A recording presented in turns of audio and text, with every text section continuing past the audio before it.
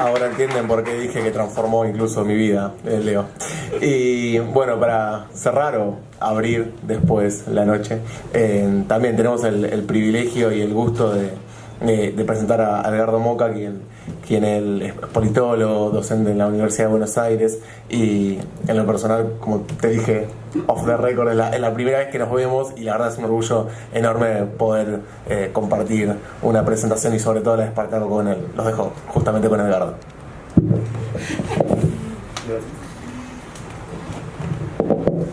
Bueno, buenas noches.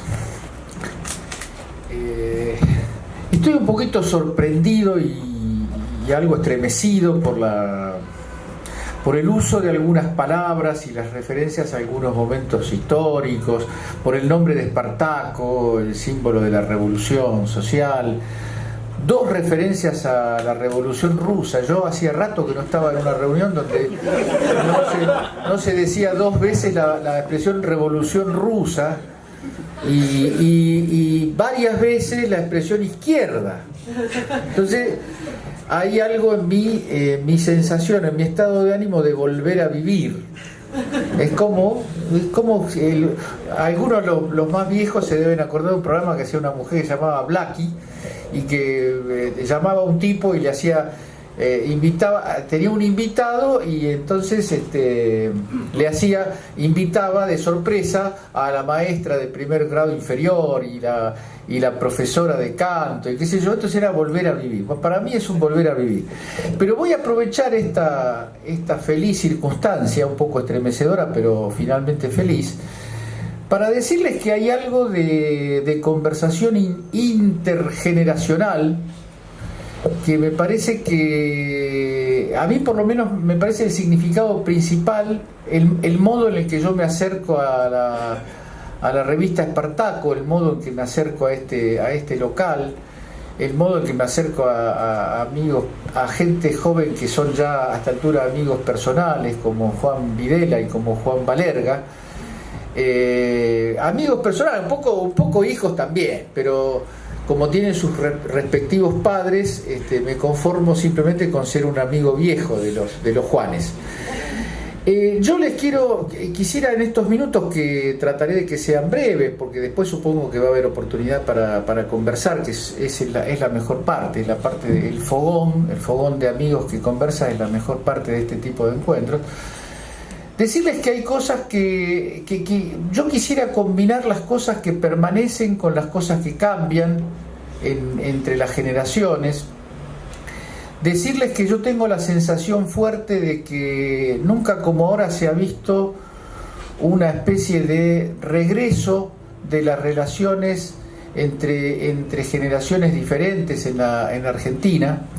Creo que la dictadura cívico-militar del 76 tuvo, entre muchísimas otras, podríamos estar horas hablando de las consecuencias, de las secuelas espirituales, materiales, sociales que dejó esa terrible época. Pero una de esas consecuencias, quizás probablemente la principal, por lo menos hoy me parece la principal, es la quiebra de la continuidad, la quiebra del pasaje de experiencia, la quiebra del pasaje espiritual de una generación de la que formo parte. Lo digo asumiendo todas las responsabilidades y todas las críticas que esa experiencia merece. Se habla generalmente de la generación de los 70.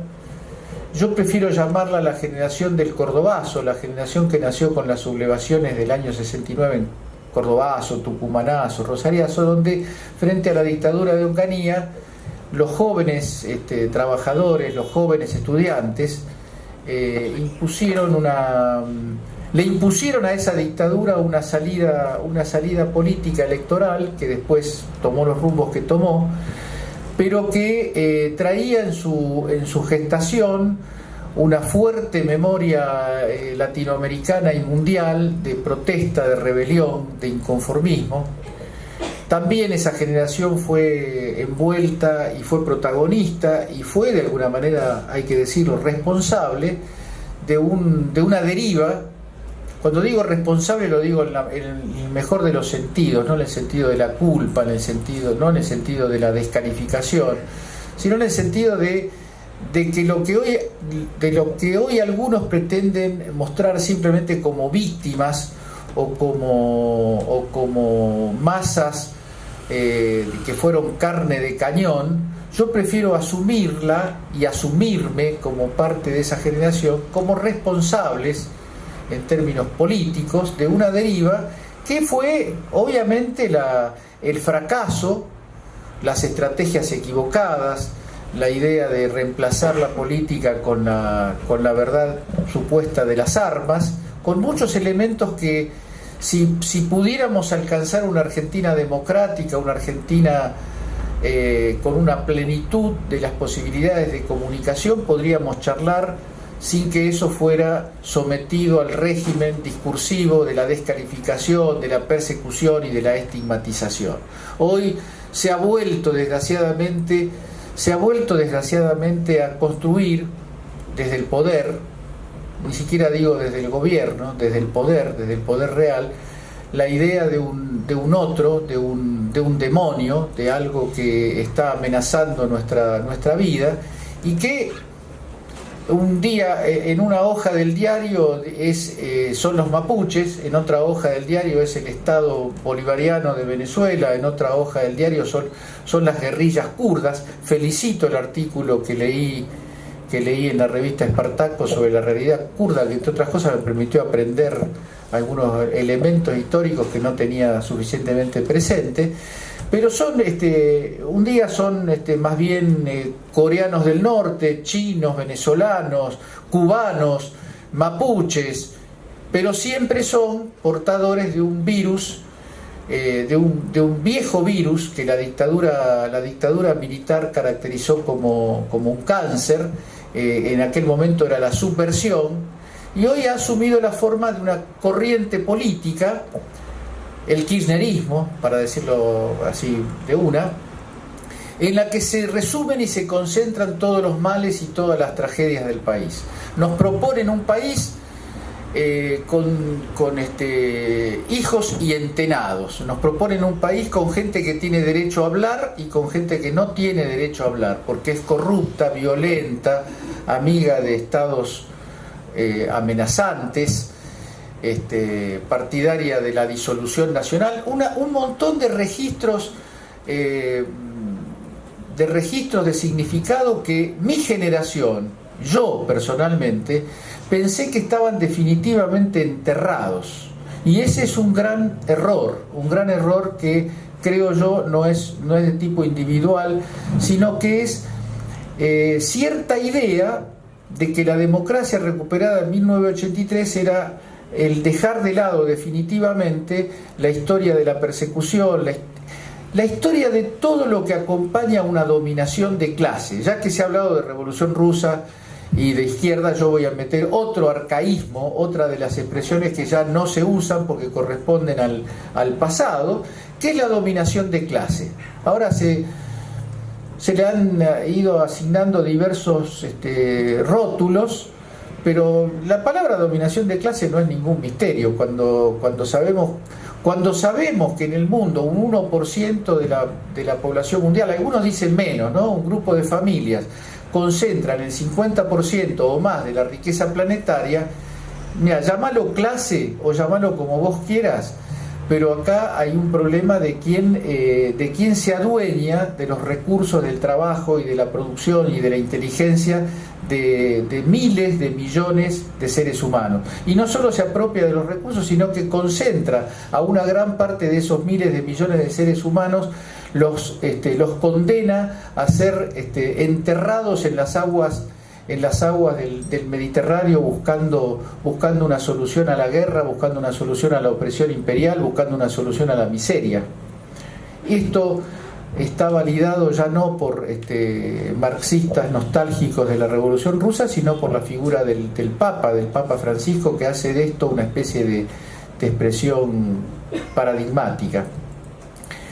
Entonces, para no desviarme y concentrarme en estos pocos minutos en lo que quiero decir, creo que hay algo muy novedoso que está ocurriendo en el mundo popular, en el mundo que ansía una transformación social, que ansía la justicia. Habría muchas formas de decirlo y de formularlo, pero algo que es absolutamente superador respecto de mi experiencia y de la experiencia de las personas, algunas seguramente están presentes acá, de la experiencia de los que participábamos, luchábamos, militábamos en la década del 70. Yo creo que hay una superación, y la revista Espartaco la expresa en sus páginas, que es la superación de la ruptura con el sentido de capilla ideológica y de pertenencia de carnet, que obnubila y que hace que podamos estar luchando por lo mismo, pero estamos siempre pensando en el interés de la pequeña secta o del pequeño grupo que en la época mía era una cosa ser leninista, stalinista, maoísta, trotskista, castrista, o lo que podría meter un montón de o cristiano revolucionario o socialista demócrata. Había una forma de una nomenclatura el sectarismo tenía una nomenclatura abrumadora. Y si hay algo nuevo en esta época, y si hay algo nuevo que yo creo que expresa, no sé si deliberadamente, no importa si deliberadamente expresa la revista Espartaco, que es una idea de búsqueda de una síntesis muy abarcativa, que no es la síntesis de los últimos 10 años ni de los últimos 20 años, sino que quizás pueda estar naciendo, no solo en la Argentina, y quizás no tanto en la Argentina, sino en un plano regional y mundial, una síntesis del pensamiento humanístico, del pensamiento solidario, del pensamiento de sacralidad de los seres humanos y de los seres que no son humanos y habitan el mismo hábitat que nosotros, ¿no? Yo creo que la recuperación de la cuestión medioambiental, la recuperación de la cuestión de género, la recuperación de la cuestión de las generaciones, la recuperación de las cuestiones de la multiculturalidad, la representación de un nuevo internacionalismo, que no es el viejo internacionalismo del manifiesto comunista que pensaba que las naciones desaparecían. Las naciones, lejos de desaparecer, y hay varios artículos en la revista que considero muy apropiados sobre este punto, lejos de desaparecer la idea de nación, hay una recuperación, una reelaboración de las ideas nacionales. En la Argentina y en muchas partes del mundo también eso en la década del 70 era un principio divisorio. Los internacionalistas de izquierda y los nacionalistas populares militaban como en capillas diferentes, y si bien convergían en circunstancias particulares, siempre recelaban unos de los otros. Yo suelo sintetizar esto con la experiencia que hicimos cuando Ricardo Forster, desde la Secretaría, que no me acuerdo cómo, nunca la pude formular bien porque era muy coordinación estratégica del pensamiento nacional, algo por el estilo, era más difícil el nombre que lo interesante que de por sí era toda la producción de esa secretaría. El sistema de encuentros que se armó, uno primero en el Teatro Cervantes y después en otros, en algunos de los cuales tuve ocasión de participar, Emancipación e Igualdad, uno veía en la misma mesa sentados a los curas que venían en representación del Vaticano, con los revolucionarios irlandeses, con los estalinistas bolivianos y con gente de la más diversa fauna del pensamiento, de la tradición política emancipadora. Pero eso, uno puede decir, bueno, eso es una reunión de ocasión. En esas ocasiones queda bien decir que estamos juntos, gente de distinta opinión, pero eran gente que gobernaba países, que dirigía procesos, que gobernaba y que en algunos casos gobierna, que formaba parte y en algunos casos forma parte de procesos emancipadores centrales, ¿no? De Podemos español, del Syriza griego, de los movimientos emancipadores en Medio Oriente. Y no importaba, no aparecía mucho la diferencia según fuera su fuente de inspiración doctrinaria, según fueran sus su panteón, según fueran las fotos que tenían cada uno en su casa, los símbolos que cada uno respetara y venerara, sino que existía y existe una especie de fusión que enriquece muchísimo la experiencia, porque la experiencia de una persona que reconoce en la Revolución Rusa una tradición noble, más allá de las tragedias que envolvieron su historia, tragedias que, dicho sea de paso, suelen ser presentadas como simple producto de la barbarie de los revolucionarios, pero que en realidad tienen mucho de construcción de las fuerzas mundiales que no querían que se asentara un poder alternativo. Pero más allá de las capillas, más allá de las pertenencias, más allá de las creencias, empieza a aparecer una idea común que es este mundo como es hoy no puede seguir siendo. No puede seguir siendo porque es injusto, no puede seguir siendo porque, como dice el Papa, descarta a una gran parte de su población, sino que además no puede seguir siendo porque, como está siendo, marcha hacia la destrucción, hacia la autodestrucción. Las cuestiones del capitalismo voraz, del capitalismo antihumano, del capitalismo del descarte, también forman parte de la cuestión del capitalismo que amenaza las condiciones básicas de existencia de los seres humanos en el planeta. Entonces nosotros vivimos eso de un modo dramático en Argentina, de un modo especialmente dramático. ¿Por qué es especialmente dramático? Porque cuando los amigos y compañeros dicen hay una situación de concentración de medios inédita. Bueno, yo voy a poner, no quiero discutir la frase, pero quiero decir algo sobre esa frase. La concentración de medios fue siempre intensa, inmensa y absorbente. Siempre desde el surgimiento de los medios. Porque los medios de comunicación son en sí mismos el acto de expropiación de una forma de la sociabilidad humana. La comunicación no es de los medios, la comunicación es de los seres humanos. La comunicación y la información no la inventaron los medios de comunicación. Siempre embromo con una fórmula así. ¿Qué hace un periodista en un medio de comunicación? Averigua lo que pasa, informa lo que pasa y comenta lo que pasa. En la época que yo era chico, esa función la cumplían los viejos y las viejas del barrio, que barrían la vereda y hacían que estaban distraídos y se enteraban de las cosas que ocurrían y chismeaban. Esa simple comparación del modo de información de una comunidad concreta dada con el modo que nos informamos hoy, el modo que cuando alguien te dice ¿estás informado? Y uno está informado de un montón de cosas. Primero que tiene que estar informado de las cosas de su propia vida, de a qué hora se tiene que ir a tal lugar o qué tiene que hacer durante el día. Y después se informa de lo que pasa con sus hijos, sus padres, pero el estar informado significa la penetración, la disposición a recibir el flujo caótico, intenso e incesante de los grandes medios de comunicación, que además son más que medios de comunicación, son hoy medios de manipulación.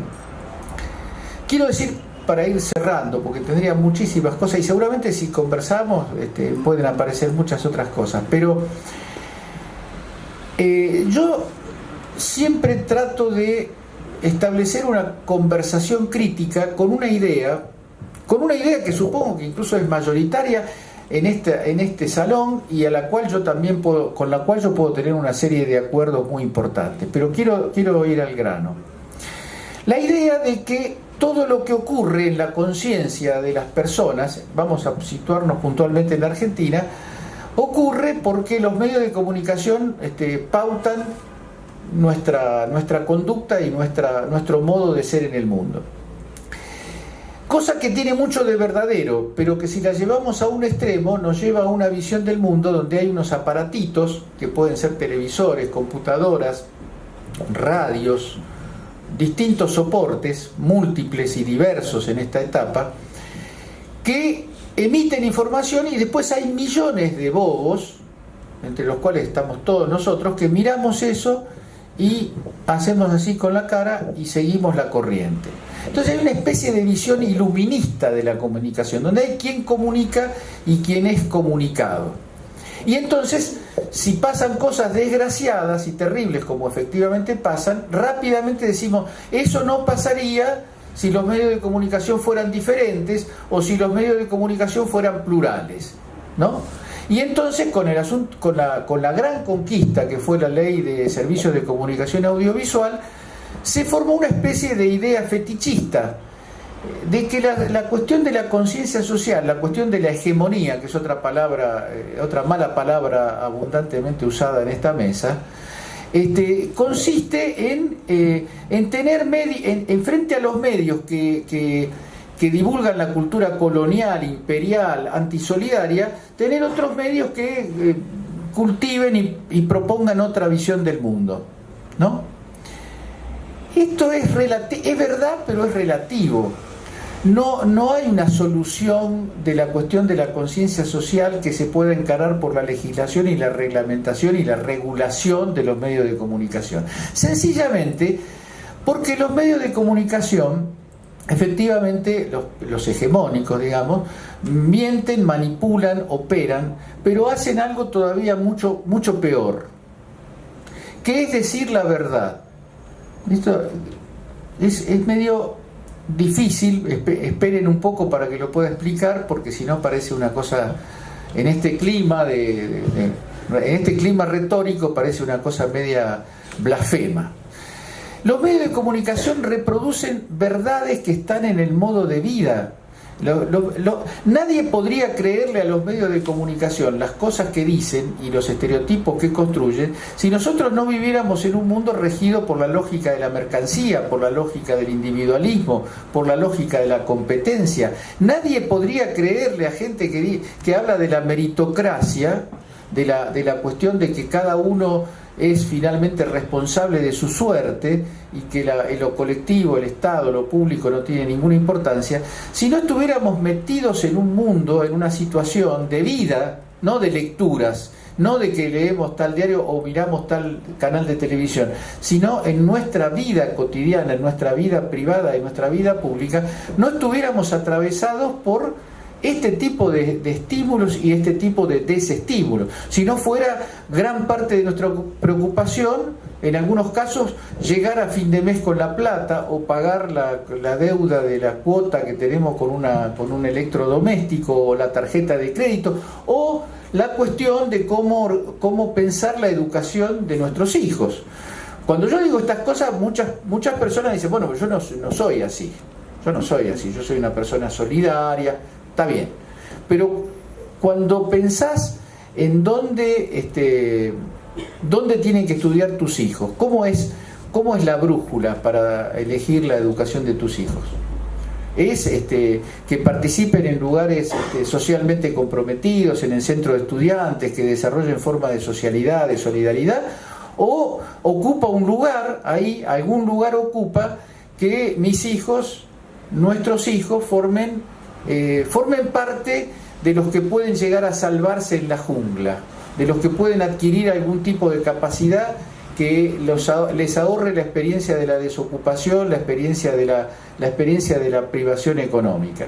En toda la agenda real de nuestra vida está, para decirlo de una manera, está el capitalismo neoliberal, está la meritocracia, está la cuestión individual. Entonces, los medios, la función que tienen los medios en el sistema en el que vivimos, es reforzar, reproducir y mantener hasta las últimas consecuencias esa lógica mercantil, esa lógica individual, esa lógica competitiva. Entonces, desafiar esa lógica, primero que hay que sacarse el sombrero, festejar, celebrar, como se dijo acá, que haya revistas alternativas, que haya lugares desde donde los que de los que no, de los que tienen cerrado el grifo de la comunicación, cerrados por censura, no cerrados por la libertad de mercado. Hay programas de radio y de televisión que no han desaparecido porque no tengan mercado, han desaparecido porque en la Argentina existe censura con nombres y con apellidos, con causas y con razones, con sentido histórico. Eso no tiene que perderse nunca de vista. Ahora, no son solamente las pequeñas batallas que le ganamos a la censura con medios alternativos, con ocupación de espacios a la manera precaria y penosa que hoy podemos hacer, sino que también hay un plano de esa batalla que se libra más allá y más acá de los medios, que se libra en el cara a cara, que se libran las conversaciones, que se libran los afectos, que se libra en las experiencias compartidas. Yo creo que la gran fuerza de estas iniciativas como la revista Espartaco, yo también tengo algunas cosas que estoy poniendo en marcha, que seguramente ninguno de ustedes tienen la menor idea de las cosas que estamos poniendo en marcha, porque nuestros recursos de difusión son pobres. Yo aprovecho para pasar el aviso de que bajo el rótulo Horizontes del Sur y en YouTube con Diálogos del Sur ustedes pueden encontrar conversaciones que hemos venido haciendo con personas que seguramente son de su simpatía o por lo menos son de su respeto y de su valoración. Pero quiero decir, estas cosas que son aisladas, que están unas separadas de las otras, son focos de resistencia importantísimos. Yo no quiero que de ninguna manera se subestime, que mis palabras puedan interpretarse como subestimación, pero el cara a cara, el verse las caras, esta experiencia que no es la experiencia, porque uno dice, bueno, mientras estamos hablando acá 50, 60 personas, en un medio alternativo que entra por la web hay 5.000, 20.000, 30.000 seguidores. No es lo mismo, no hagamos un culto del número. Hay modos de la circulación de la energía humana, individual y colectiva, que no son reemplazables. Si se pudiera reemplazar el cara a cara, la expresión de la cara, la medición de la realidad por la sinceridad o no sinceridad del que habla, si llegáramos a un mundo de eso estaríamos en el último escalón de la desaparición de lo humano. Entonces yo creo que pensar la revista Espartaco, pensar otras formas de pensamiento alternativo, siempre tienen que estar vinculadas a la generación de formas de socialidad, a la generación de formas de cara a cara, que finalmente son las que deciden. Nosotros creo que tenemos que lograr abstraer y superar la cuestión del número. Estamos en una civilización estadística. Cuando decimos que esto está ocurriendo en la Argentina, es un avance sobre las libertades, viene uno y dice, mirá que en las encuestas dicen que el 30% está de acuerdo y el otro... Bueno, las encuestas son siempre fotografías, son números, son estadísticas parciales. Cuando salen este tipo de argumentos yo siempre juego con la siguiente pregunta: ¿cuánto mediría Mariano Moreno 2 meses antes de la Revolución de Mayo, si pudiera medirlo Ricardo Rubier o alguno de los encuestadores? Y Perón 6 meses antes del 17 de octubre, o Lenin 2 o 3 meses antes de la Revolución Rusa, ¿cuánto medirían? La idea de que lo que ocurre se puede medir en términos estadísticos siempre lleva a cosas calamitosas. Cierro con esto, ¿no? Yo estaba en diciembre, en la segunda mitad del 2001, trabajando en una investigación para el Programa de Naciones Unidas por el Desarrollo sobre la realidad argentina. Entonces hacíamos encuestas y en agosto de 2001 hicimos una encuesta sobre la realidad política y el 85% de las personas contestaban que estaban a favor de la continuidad de la convertibilidad. Estoy hablando de agosto de 2001. En octubre de 2001 hubo una elección donde fue un desinformación, a generar golpes bajos, a generar rumores, a generar falsedades que se dicen y al rato salen que son falsas, solamente y nada más que en el plano oficial, en el plano que todos somos testigos como lectores, como audiencias de los medios. Solamente la cantidad de cosas que se han inventado alrededor de la desaparición de Santiago Maldonado, de los medios de comunicación, desde el Ministerio de Seguridad y desde el Poder Judicial, uno de cuyos personajes, el señor Otranto, no puede ser que Otranto simplemente sea relevado de la causa. Otranto tiene que ser objeto de un juicio político y la ministra Patricia Bullrich tiene que ser exonerada de sus funciones para que más o menos haya un poco de dignidad frente a ese caso. Pero en cambio de eso, lo que asistimos es, hoy sí, podemos hacer la experiencia, seguramente si hoy vamos a alguno de los portales que todos conocemos, hay alguna novedad trucha, nos espera alguna novedad trucha, alguna mentira, alguna falsedad o alguna provocación. Entonces, la única manera de salir de la cultura de la publicidad y de la cultura del rumor, y cuando digo publicidad digo el núcleo de la desinformación y de la manipulación, que no está tanto en los supuestos programas políticos donde 5 o 6 personas hablan simultáneamente y a los gritos y no se entiende absolutamente nada de lo que se está conversando, y está en parte en los programas de entretenimiento, en los almuerzos, en los programas festivos, pero en gran parte está en ese momento de la televisión donde parece que no hay programa. Y entonces te muestran un auto, una chica, un muchacho, un deseo, una relación, una forma de vivir que entra en el momento que vos estás absolutamente descuidado y pensás que nadie te está lavando la cabeza. Así que yo termino diciendo, bienvenida esta publicación, y comprometido con esta publicación en la medida de mis posibilidades, porque tengo amigos y esta reunión me ha reforzado en la idea de que es una empresa que debe ser apoyada, y poner este tipo de cosas al servicio de la organización, de la movilización. Ojalá nos veamos las caras muchos de nosotros mañana, porque mañana tenemos un compromiso con Santiago, tenemos que estar en la calle, a pesar de que están haciendo cosas para convencernos de que no vayamos a ese tipo de actividades. Mañana a la tarde nos vamos a ver.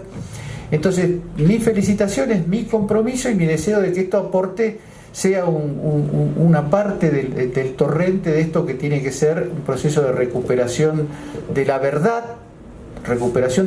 porque es cierto este asunto de la pluralidad de formas de ver el mundo, pero las cosas que ocurren. Nosotros estamos sentados acá y estamos conversando, porque la idea que, bajo el pretexto del pluralismo interpretativo, nos han metido la idea de que no existe la verdad de los hechos. La verdad de los hechos es la verdad de los hechos. A Santiago Maldonado se lo llevó la gendarmería, eso no es un problema de opinión. Los familiares y amigos y socios del presidente Macri blanquearon centenares de millones de dólares en el exterior. Blanquearon lo que tenían en el exterior. Después uno puede discutir, está bien, está mal, está más o menos, a los mapuches hay que perseguirlos, a los militantes hay que desaparecerlos. Eso es una discusión de orden ético, político, pero respetemos los hechos, porque estamos llegando a una confusión entre pluralismo y esquizofrenia que es medio complicada. Bueno, cierro, porque si no voy a estar toda la noche. Así que les agradezco mucho la invitación y me quedo comprometido con la iniciativa. Gracias.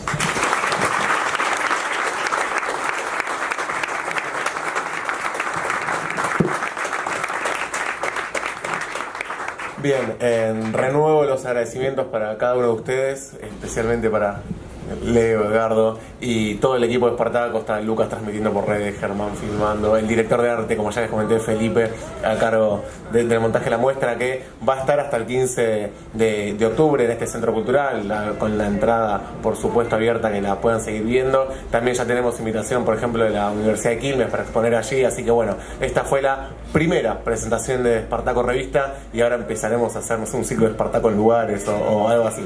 Y bueno, y como para concluir, en estos espacios siempre se pregunta si alguien tiene alguna inquietud, alguna duda, alguna pregunta, pero nosotros lo vamos a hacer de una forma, creo, mucho más interesante, que es tomando algún vino y comiendo algo rico y dándole a cada uno las gracias por haber venido. Muchísimas gracias.